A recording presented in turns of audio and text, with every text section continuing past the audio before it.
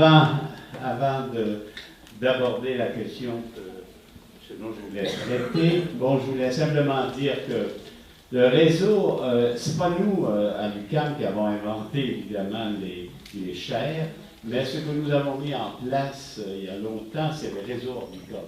Et je pense que ce qui est important, avec Mme Thérèse Sévigny, Alain Moudou et le reste, j'étais alors directeur du développement de communication. J'ai ensuite pris la chaire UNESCO de l'UQAM et maintenant c'est Maga Fusaro qui en assume la direction. Bon, voilà pour ma petite annonce. Je voulais vous parler de l'usage des médias sociaux dans les crises sociales. Et on va reprendre passablement de choses qu'on a dit ce matin en fonction de cet intérêt-là. Alors, en guise d'introduction, en m'inspirant de l'analyse d'Habermas sur la naissance de la démocratie en Europe au XIXe siècle, nous essaierons de voir comment la Tunisie, c'est le cas que j'ai analysé, peut définir un espace public où les citoyens font usage de leur raison. La théorie habermasienne est-elle encore valable aujourd'hui? Voilà une question que nous posons. Nous visons aussi à analyser le rôle des médias traditionnels, mais surtout d'ailleurs dans une réflexion rapide comme nous devons le faire, les nouveaux médias dans le réveil des populations arabes. Donc, depuis 5 ans, tout le monde l'a constaté, toute une série de révoltes populaires se produisent dans le monde que certains attribuent à l'apparition des réseaux sociaux numériques et des autres applications du Web 2.0. Le monde est agité partout. Pourquoi? Le but de cette communication, c'est de définir une problématique communicationnelle pour tenter d'expliquer, un tant soit peu, les révoltes populaires qui ont secoué, par exemple, la Tunisie à l'occasion de ce que l'on a appelé le printemps arabe, celle de la révolte étudiante qu'on a appelé le printemps érable au Québec, les soulèvements en Égypte dans plusieurs émirats arabes, la révolte ukrainienne à Kiev et tout dernièrement, évidemment,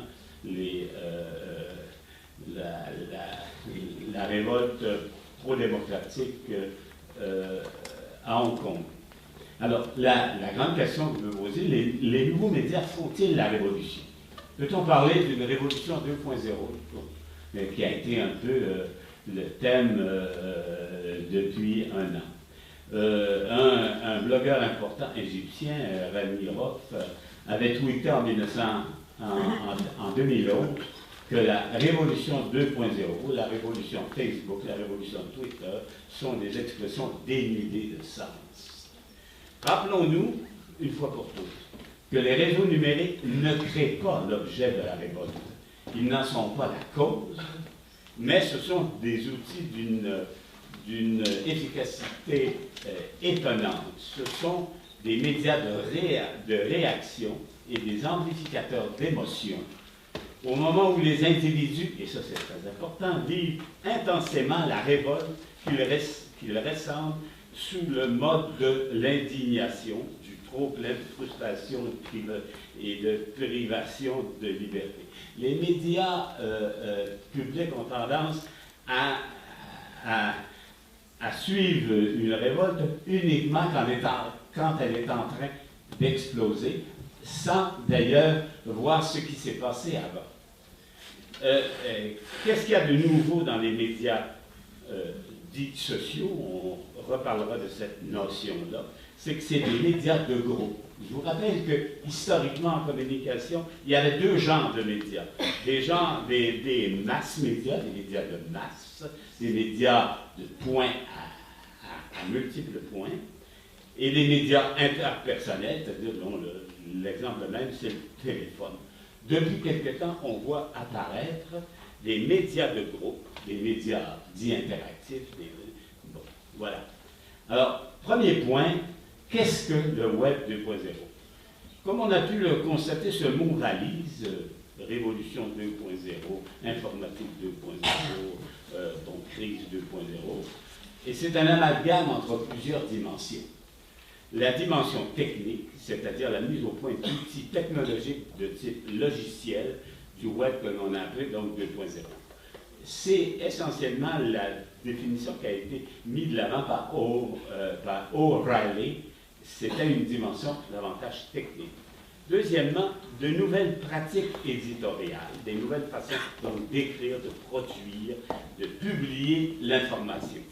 Troisièmement, une dimension sociologique qui était donc cette nouvelle façon de mettre en relation les individus. Qu'est-ce que les réseaux sociaux? Je voulais distinguer dès le début entre réseaux sociaux, entre guillemets, de type traditionnel, par rapport à des réseaux socio-numériques, qu'on va appeler souvent les RSN, les réseaux socio-numériques. Bon, donc, ce que l'on appelle les réseaux sociaux englobe sans distinction des outils extrêmement variés de communication, soit des outils de production et de publication nouveaux comme YouTube, la blogosphère, les cybercaméras et le reste, des espaces de discussion comme Twitter, les SMS, les chats, les supports relationnels comme Facebook, Dailymotion, Pinterest, Google+, et le reste, des outils de géolocalisation et des outils de création de réseaux comme FaceChat ou le reste. Ces outils existent sur Internet et sur les téléphones dits intelligents. Donc, je vais tout de même distinguer entre ces réseaux et les réseaux sociaux traditionnels, qui n'ont pas été inventés depuis 10 ans ou depuis 15 ans. Nous, l'homme vit depuis qu'il est homme dans des réseaux multiples, des réseaux familiaux, des réseaux de travail, des réseaux de loisirs, des réseaux politiques, des réseaux éducationnels et le reste. Et quelles sont les caractéristiques de ces réseaux-là? Tous les membres partagent un objectif commun qui est en général sociopolitique ou socioculturel, sous-tendu par une forte socialisation. Deuxièmement, le groupe définit une sorte de programme qui structure la vie de la communauté, de cette communauté-là. Les réseaux sociaux traditionnels permettent de développer entre les membres des liens forts. Troisièmement, c'est une organisation sociale qui implique une hiérarchie entre les membres et les organisations. Par opposition à ça, les réseaux sociaux numériques en ligne. Dans les réseaux sociaux numériques en ligne, la plupart du temps, les participants peuvent poursuivre des objectifs personnels, dont la mise en scène de leur identité, la poursuite de leur trajectoire professionnelle, l'autopromotion de leur activité, et le reste. Deuxièmement, les réseaux sociaux numériques établissent des liens faibles, comme en ont parlé des sociologues américains, donc des liens faibles entre guillemets, des amis qui sont davantage des connaissances que des partenaires sur lesquels on peut compter dans le cadre d'une action collective. Et enfin, c'est une organisation égalitaire, non hiérarchique, sans autorité centrale structurante. Donc, ce qu'il faut bien savoir, c'est qu'il y a une force des réseaux sociaux numériques, mais il y a aussi une faiblesse. La faiblesse, c'est donc de rassembler des individualités en raison de la nature dissymétrique de ce type de réseau, de jouer ce que Granovator appelait les liens faibles, qui, à la différence des coopérations fortes qui se fondent sur une communauté préexistante de valeurs et d'intentions, se caractérisent par la formation opportuniste de liens et de collectivités ne supposant pas au préalable d'appartenance communautaire. Comme on peut s'en rendre compte, on peut voir évidemment éclater avec une violence absolument grande, donc des révoltes qui se définissent par rapport à des réseaux sociaux numériques. Qu'est-ce qui se produit après? Et c'est là qu'est toute la différence, et c'est pour ça que beaucoup leurs révoltes sont annoncées et peu finissent par de véritables... bon, le deuxième point, mon Dieu Seigneur, le deuxième point,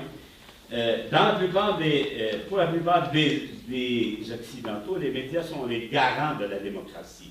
Habermas a analysé la mise en place de la démocratie au XIXe siècle, entre autres par la constitution d'un espace public et la mise en place de médias de diffusion qui ont permis la libre discussion de la chose publique, de ce qu'il appelait la res publica. Bon, le modèle européen est-il exportable hors de l'Occident? Voilà la grande question qu'on peut se poser. Est-ce que c'est exportable au Maghreb, au Machrek ou ailleurs? On a beaucoup, évidemment, les choses ont changé. On a beaucoup reproché à Habermas le caractère bourgeois de la sphère publique, alors que, par exemple, dans la révolution tunisienne, c'est le peuple tout entier, et particulièrement, singulièrement les jeunes de moins de 25 ans qui forment 40% de la population totale. Peut-on conceptualiser la société civile dans une perspective islamique en tenant compte de la spécificité de la société arabo-musulmane, tout en l'inscrivant dans la perspective moderne d'une société de l'information? Alors, rappelons extrêmement rapidement le concept d'opinion publique, de publicité, non pas dans le sens qu'on l'emploie à l'heure actuelle, qu'il y a chez Habermas. Ce principe s'inscrit dans le cadre plus généralement d'une démocratie délibérative. Une opinion est dite publique quand les personnes privées font usage de leur raison afin de défendre leurs intérêts privés qui doivent tout de même coïncider avec l'intérêt général. Évidemment, on a beaucoup parlé d'une sphère publique bourgeoise chez Habermas, puisque les personnes privées sont des chefs de famille, sont des propriétaires issus des classes bourgeoises, ce qui n'est pas le cas. Mais comment passer, évidemment, à une révolte et aller vers une démocratie, c'est-à-dire une société de droit? Je rappelle les trois grandes séries de droits qui doivent être définies. La première série garantit les droits fondamentaux du public en termes de liberté d'opinion, de parole appuyée par une liberté de presse et une liberté d'association. Deuxièmement, une série de droits se référant au libre statut de l'individu fondé sur la sphère d'intimité de la famille restreinte, comme la liberté de personne, l'inviolabilité du domicile. Troisièmement, la série de droits fondamentaux concernant les échanges entre propriétaires qui se déroulent dans la sphère de la société civile. Égalité devant la loi, protection de la j'y arrive. Je voulais simplement vous renvoyer à l'étude qu'avait fait Emna Kerini sur comment Ben Ali avait accaparé, monopolisé l'espace public en s'accaparant, évidemment, les espaces publics étaient perçus non comme des biens appartenant à la collectivité, mais comme propriété de l'État et évidemment propriété plus proprement du président et de son parti. Bon, en conclusion, certains ont parlé d'une révolution 2.0, faisant un rapprochement entre le web 2.0 et la révolution 2.0. Est-il juste de parler ainsi? Oui et non. Oui, en ce sens que dans ces pays où l'information était strictement contrôlée, les réseaux sociaux ont joué un rôle important pour permettre le ralliement des forces vives aux changements sociopolitiques. Non, si on croit que c'est Twitter ou Facebook ou les téléphones intelligents qui ont créé les conditions de réveil des populations arabes, muselées depuis les indépendances par des oligarchies royales et militaires et qui ont usurpé les bienfaits de la décolonisation et de l'exploitation des richesses du pétrole.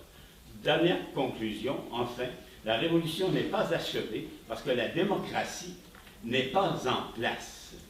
En général, les jeunes sont déçus, leur a-t-on volé leur révolution?